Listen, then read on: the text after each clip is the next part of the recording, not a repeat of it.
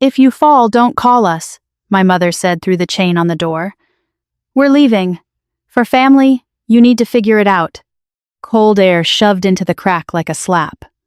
I was on crutches, right knee wrapped and hot from surgery. The stairwell outside her condo was dark. A winter storm warning crawled across my phone, and my ride to the base clinic had just texted, "Roads closing. I have a follow-up at 0600, I said. If I miss it, I'm not cleared. I can't fail PT again. She didn't look at my face. Your brother is picking us up. We can't do this tonight. It's better for everyone. The deadbolt clicked. Then the second lock. Then her footsteps walked away. If you've ever been told you're strong, so you should swallow everything alone, hit like, so this reaches the right people. CTA Hashone. I stood there for 3 breaths. In the Air Force, you learn to control the panic before it controls you. Then I tried the knob anyway. Locked. I looked down the hall. The elevator sign flashed out of service. My duffel was inside. My meds were inside. My wallet and car keys inside. Outside, snow hit the windows sideways. The building creaked with every gust. I leaned into the wall so my knee wouldn't take the load. My left crutch slid a half-inch on the tile and my stomach dropped. One bad fall, and I'd be back on a profile, back on the list of liabilities, back in that quiet office where careers get discussed like paperwork. I called my mother, straight to voicemail. I texted, "I need my medication and my keys." No response. Then my phone buzzed with a bank notification. Address change confirmation. That was the first wrong detail. My mother wasn't the kind of person who knew how to do that. She still called Wi-Fi the internet. I opened the email. The change request had been submitted 2 hours earlier from a desktop browser. The name attached wasn't mine. It was my mother's maiden name, the one she used when she wanted to sound official. For months, I'd been trying to be invisible in her place. Not needy, not messy. I wasn't there for fun. My on-base housing had been delayed, and my knee surgery meant I couldn't sleep in my car like some people do when they're stubborn. So I asked for a short landing zone. I paid $800 on the first of every month. I bought my own food. I cleaned. I kept my uniforms pressed and my mouth shut. My older brother, Ethan, called it a rut. He said it like concern, but it always landed like blame. "She'll never grow if you keep letting her hide," he'd tell my mother. "It's for her future." My mother repeated that phrase like it was holy. Another alert hit. A scheduled transfer set for the next morning, $1,200, to an account I didn't recognize. Memo line. Family support. I didn't set that up. I hit cancel. The app asked for a verification code, then flashed, "Verification sent to your secondary phone number." Secondary phone number? I scrolled. There it was, Ethan's old line, saved as a backup contact, a number I hadn't seen in years. My chest went tight, not with fear, but with that slow, ugly realization that someone had planned this. My knee throbbed in time with my pulse. I adjusted the wrap, feeling the tape lift where sweat had loosened it. I pictured infection. I pictured a doctor writing non-compliant because I couldn't show up. The Air Force doesn't care why you missed an appointment. They care what's in the record. A door cracked open across the hall. Mrs. Dalka, the retired nurse who always watered the plants in the shared corridor, peered out. "You okay?" she whispered. "I'm fine," I lied. "Just family stuff." Her eyes dropped to my crutches. "You need to sit somewhere warm. I can't get in." She hesitated like she was weighing rules versus humanity. Then she said, "I have a space heater. 5 minutes. If the power holds." Before I could answer, her phone lit up. She read something, face tightening. "They're shutting the building down overnight," she said. "Management sent a text. For safety. They want everyone who can leave to leave." Of course they did. A storm makes people selfish fast. "Thank you," I told her. "But I can't." She closed her door gently, and the hallway felt smaller. Another ping on my screen. A login alert from my email provider. New device. Location, my mother's zip code. I clicked details and saw the device name. Ethan iPad. My jaw clenched so hard it hurt. A month earlier, my mother had asked for my military paperwork because she wanted to update her life insurance beneficiary forms. She said it like she was being responsible. She'd even used the phrase, "for the family," like it was a stamp that made questions disrespectful. I'd handed her my folder for 10 minutes. 10 minutes was plenty. The lights flickered back on for a second, long enough to show my reflection in the dark window. Hair pulled tight, uniform t-shirt under my jacket, crutches angled like weapons I didn't know how to use. Then everything went black again, and I heard the elevator motor die with a final metallic sigh. I called my unit's first sergeant. I hated doing it, but pride doesn't patch wounds. He answered fast. "What's going on, Airman?" "My family locked me out," I said. "I think they've been in my accounts. I'm going to miss my medical appointment. I need guidance. No judgment. Just calm." "Where are you?" I told him. "Don't move in that weather," he said. "I'm calling the on-call chaplain and the dorm manager. And don't delete anything. Screenshot everything." "Yes, First Sergeant." When he hung up, the building went quiet, except for the storm. I stared at the locked door and felt something settle inside me, cold, steady, familiar. The same focus I get on a range line. Ethan didn't just want me out. He wanted me desperate. I opened my notes app and started listing every off thing I'd ignored. Opened mail, missing statements, weird questions about my pay. The last line I typed was, "Ethan is behind this. If you're still here, comment locked, so I know you're with me." Because the next thing I found changed everything. CTA #2. Right then, the hallway lights cut out completely. I didn't sleep. I sat in that hallway with my back to the wall, phone in one hand, crutch in the other, like posture could keep me safe. At 0214, the on-call chaplain showed up in a parka. He looked like someone's uncle who'd seen too many bad nights and learned not to waste words. "Airman," he said quietly. "Can you stand?" "On one leg," I said. He scanned the locked door and the dead elevator. "Dorm manager is opening a vacant room on base," he said. "We'll get you there. But first, do you have your medication?" "No, it's inside." I pounded the door with my crutch. "Mom, open the door. I need my meds." Nothing. Not even a shuffle. "Do you want me to call law enforcement?" the chaplain asked. I pictured my mother sobbing to relatives that I sent cops on her. I pictured Ethan turning it into a family morality play. "Not yet," I said. I opened my bank app again. Another wrong thing. My paycheck deposit showed a pending change. Someone had tried to reroute my pay. That wasn't just rude. That was a threat to my clearance and my career. We got down the stairs slow. Every step sent a sting up my leg.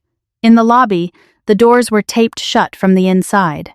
The chaplain shoved one open anyway, and the wind hit us hard enough to steal my breath. A base security SUV idled outside. My first sergeant had pulled strings. The dorm room on base was bare. A metal desk, a single lamp. I sat on the bed and stared at the wall until my vision tunneled. The chaplain left water and a granola bar, then said, "Don't handle this alone." Before sunrise, I called the clinic. Explained like a report. Locked out. Medication inaccessible. Weather shutting roads. The nurse rescheduled me for the next day and told me to go to the ER if my incision looked angry. At 0630, my phone rang. My mother. "Finally, I need my keys and my medication," I said.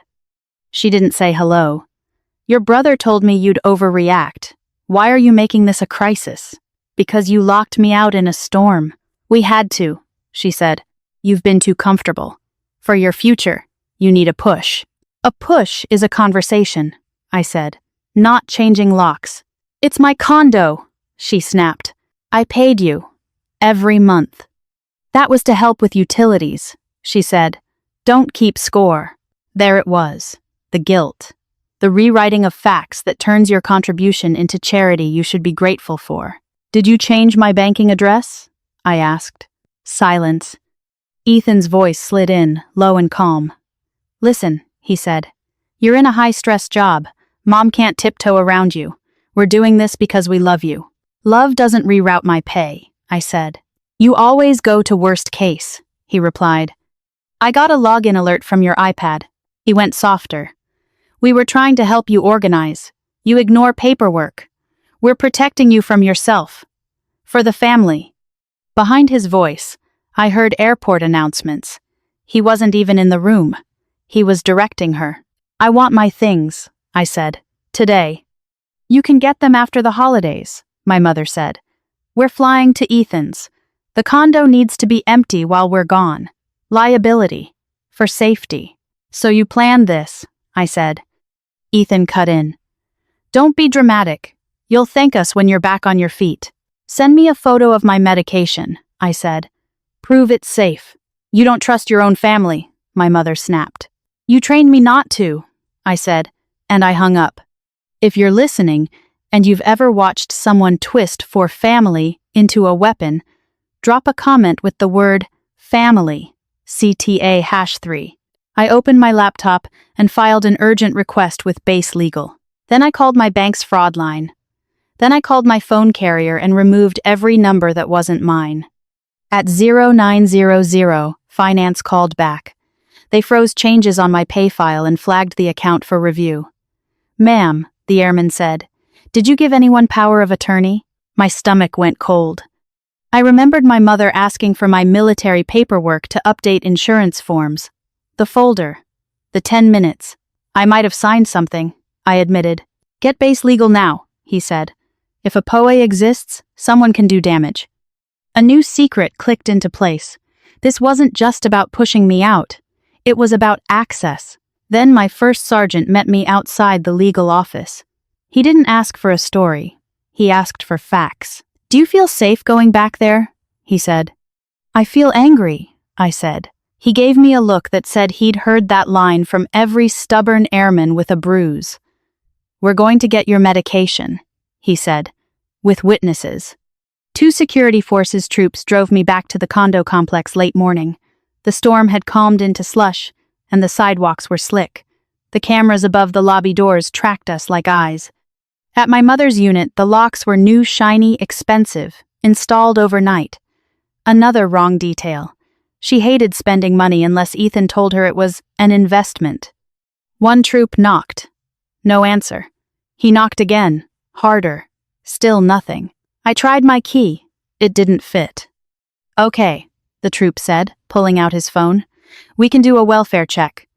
Or we can contact the property manager to open your call." I stared at the doorbell camera, the little blue light that meant someone could be watching from anywhere.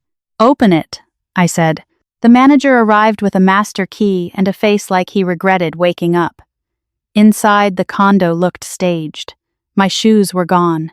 My toiletries were gone. My space in the pantry was empty, like I'd never existed. On the kitchen table sat a small cardboard box with my name in Ethan's handwriting. Inside, my medication bottles, loose, no padding. One lid was cracked. I didn't know if it was negligence or a message. Either way, my hands went steady. And that's when the manager pointed to a paper taped to the fridge, a temporary occupancy notice, already signed by me. If you want to see what that signature unlocked, subscribe. This is where things turned official. CTA #4. The paper on the fridge had my full name printed in block letters. Temporary occupancy notice. It stated I had vacated voluntarily and authorized my mother to secure the premises. At the bottom was a signature that looked like mine, the same clean loop on the last letter, the same slant, but I hadn't signed it. The security forces troop read it twice. "Ma'am," he said, "this looks like forgery."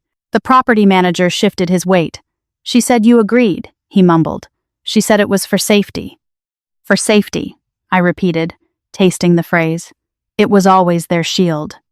I photographed everything.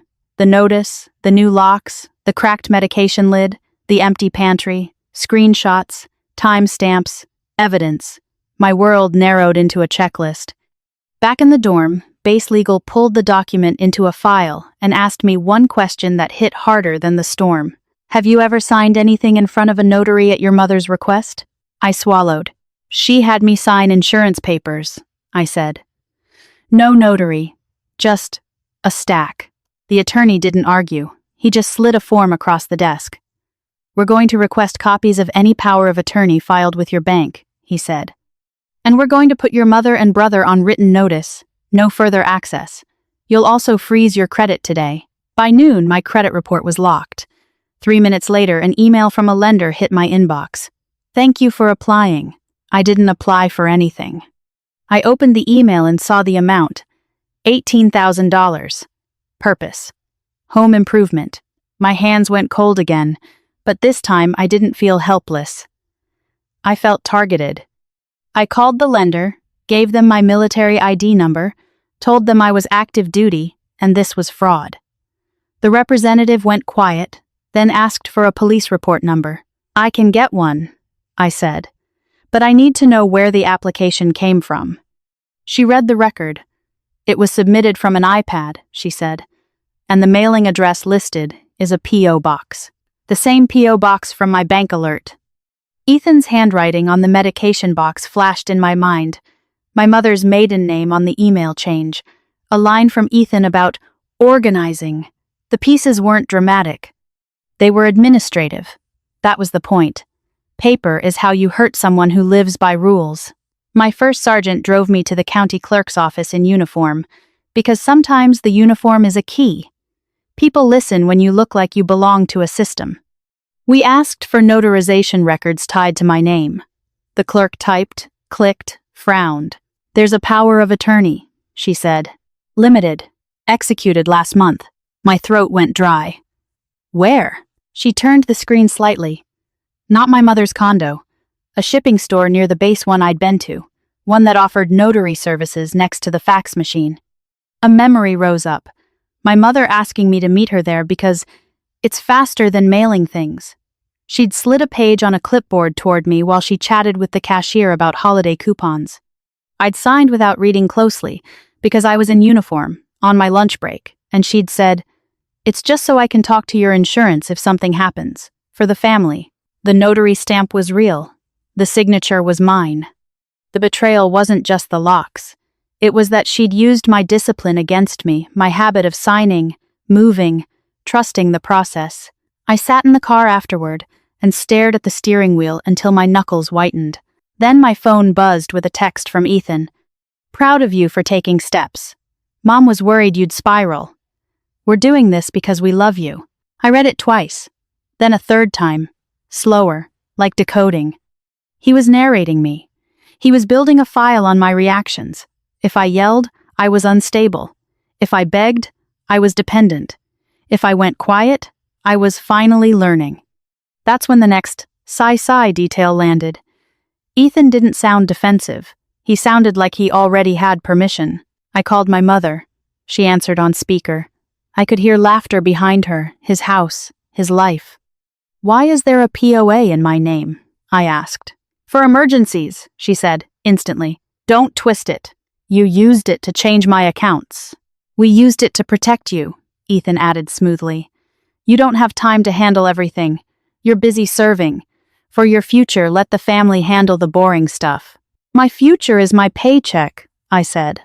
"And my reputation." My mother sniffed. "You're making money your god." "No," I said. "You're making me your bank." Silence hit the line. Then Ethan's wife spoke for the first time, sweet as frosting. "We were going to surprise you," she said.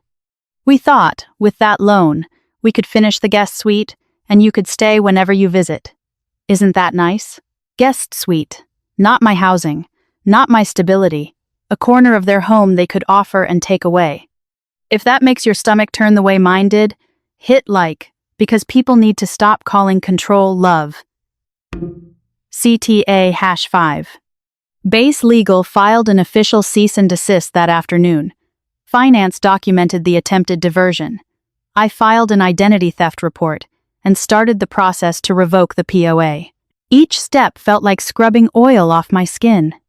Then, my mother sent a single photo, my service dress jacket, folded, sitting on top of a trash bag. Under it was a sticky note. "Don't make this ugly." I stared at that note longer than I should have. Because in my world, ugly has a definition. It's paperwork, it's consequences, it's the chain of command. And for the first time, I was ready to use it. That night, my commander called me into his office. On the desk in front of him was a printed copy of a complaint email. From my mother. My commander didn't raise his voice. He didn't need to. The calm in that room was heavier than yelling. "Airman," he said, tapping the paper. "I received this from a civilian email address.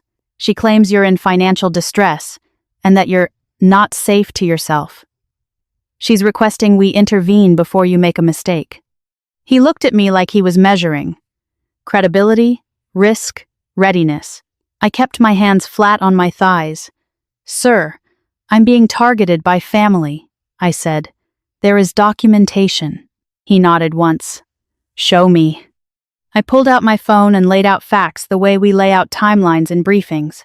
Date of lockout, witness names, screenshots of account change attempts, the lender email, the clerk record showing the POA, the property manager's photo of the forged occupancy notice. No drama. No adjectives. Halfway through, my commander's jaw tightened. "They used a POA to access your pay?" he asked. "They tried," I said. "And they contacted your chain of command to discredit you," he said. "Yes, sir." He leaned back. "You understand why this matters?" "Yes," I said. "I'm requesting documentation in my file that this complaint is retaliatory and unsubstantiated." He studied me for a beat, then nodded. "Granted. Also, you're going to OSI to file a report. Fraud tied to a service member is not a family argument. It's a crime." When I walked out, my legs felt lighter, like somebody had cut a rope I didn't know was around my waist. OSI took me seriously. They asked about the iPad logins, the PO box, the lender application. They took copies of everything. They told me not to confront my family again without counsel. That should have been the end. It wasn't. 2 days later, the property manager emailed me a final accounting. It included a cleaning fee, a lock replacement fee, and a note. Per resident authorization, storage fees charged to tenant. Resident authorization. I called him. "What authorization?" He sounded uneasy. "Your brother sent a form," he said. "Signed. Notarized. It said you requested your items moved to a unit off-site. I asked him to forward it. When it hit my inbox, my pulse spiked. It was my signature again. Not copied, not scanned. An actual wet signature mine on a form I'd never seen. And beneath it, my mother's handwriting in the margin. "For family." That was the new secret I didn't want. They weren't just using my past signature.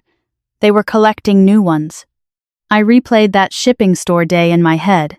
The clipboard, the rush, the casual way my mother blocked the page with her purse while she talked. I'd thought she was being fussy. She'd been being strategic.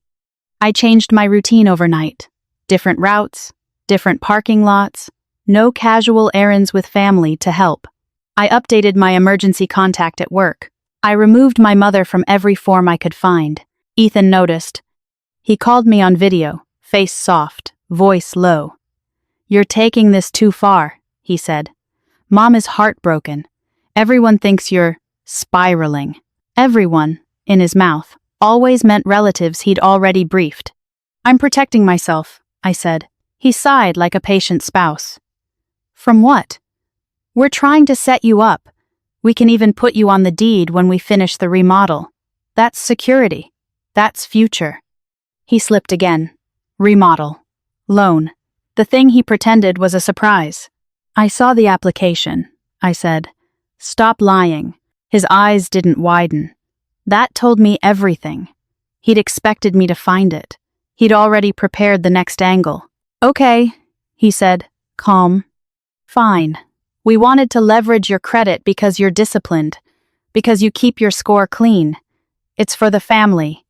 You wouldn't let us drown if you knew we were drowning." "You're not drowning," I said. "You're building."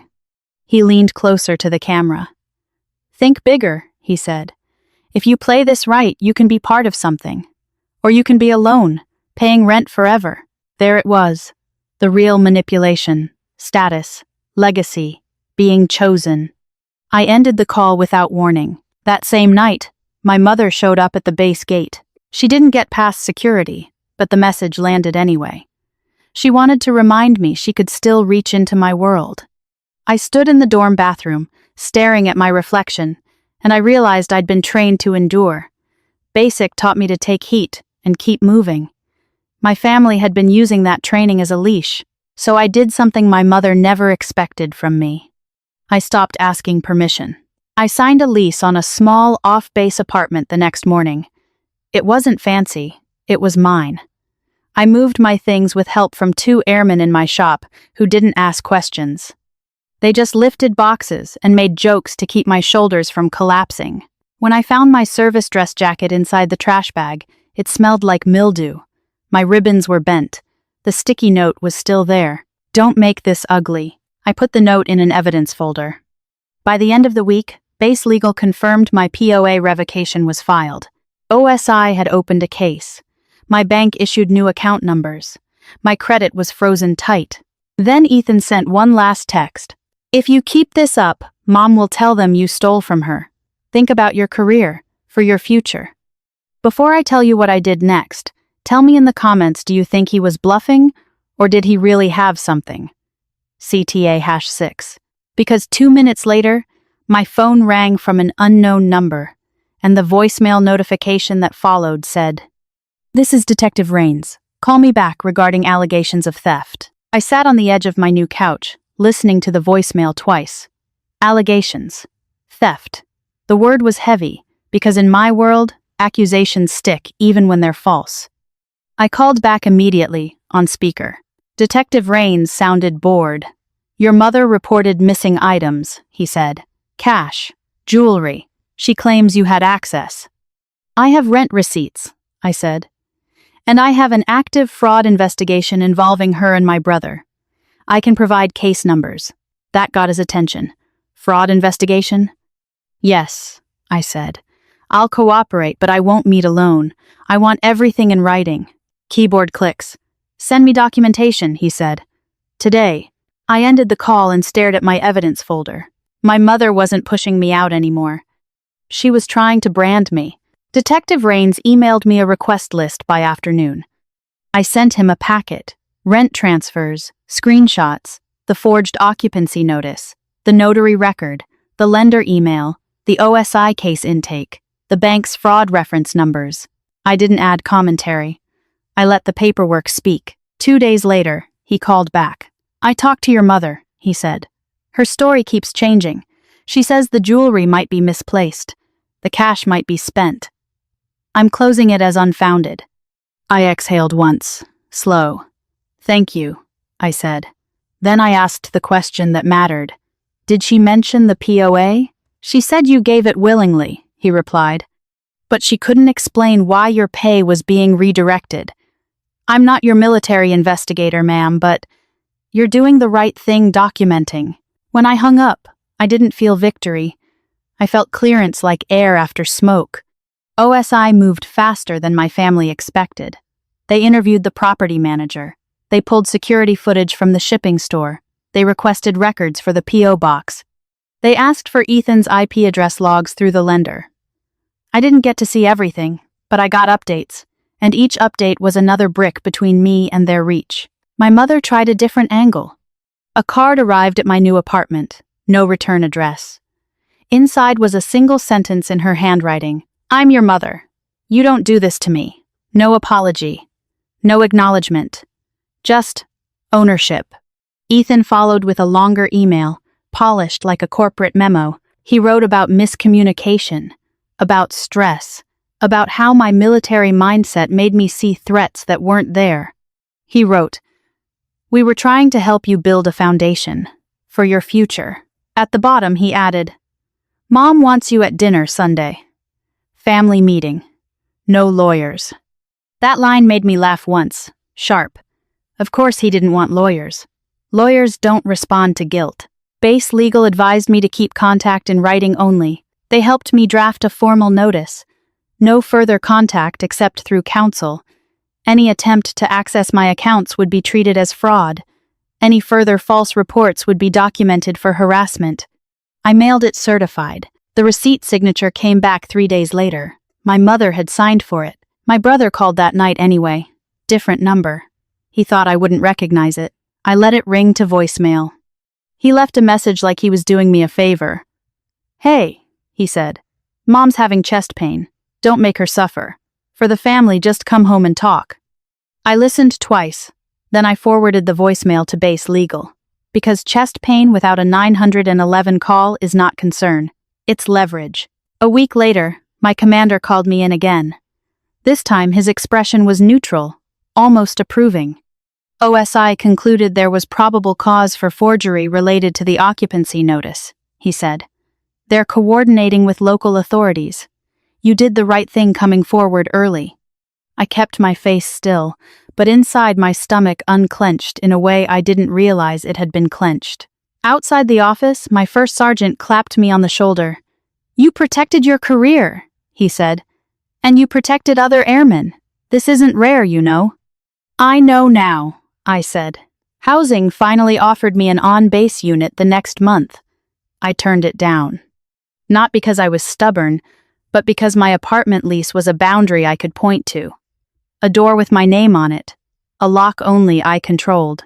No family keys. No temporary.